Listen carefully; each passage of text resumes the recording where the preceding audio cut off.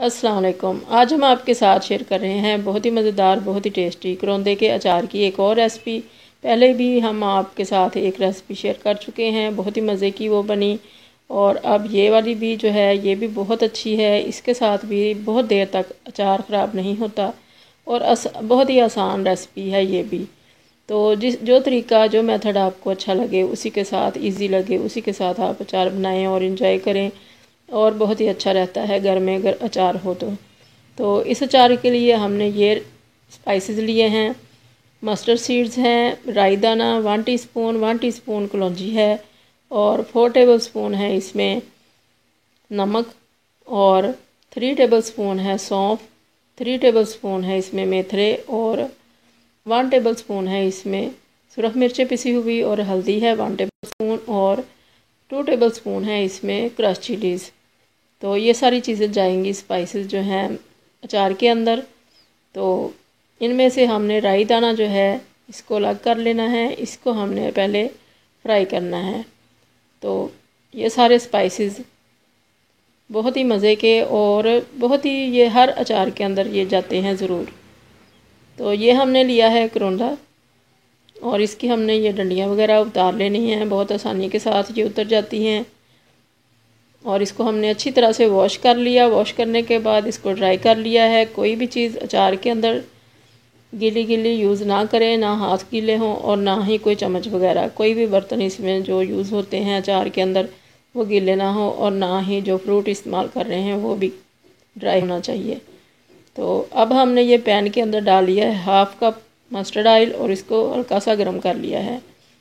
आँच हमने बहुत स्लो रखी हुई है और राई दाना हमने इसके अंदर डाल लिया है। जैसे ही ये चटकेगा तो बाकी चीज़ें इसके अंदर ऐड कर देंगे और उतनी देर तक हमारा ऑयल भी अच्छा सा गर्म हो जाएगा। तो आँच हमने बिल्कुल स्लो इसके नीचे लगाई हुई है, दम से भी कम, क्योंकि ये सारे स्पाइसेस बहुत नाजुक हैं। ये तेल के अंदर जैसे ही तेल गर्म होगा तो ये जलने लगेंगे, इसलिए आँच का बहुत ख्याल रखना है। तो ये हमारी जो राई है ये चटकने लग गई है। तो अब इसके अंदर हम ऐड कर देंगे ये सारे स्पाइसेस। तो इसको हमने ज़रा सा रोस्ट करना है इधर।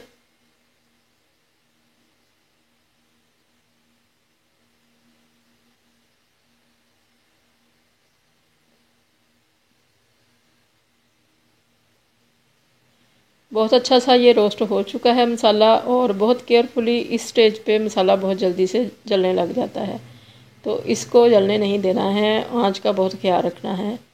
बहुत ज़्यादा स्लो रखनी है या फिर नीचे कोई तवा वगैरह रख लें ताकि बहुत कम आंच इसके साथ लगे।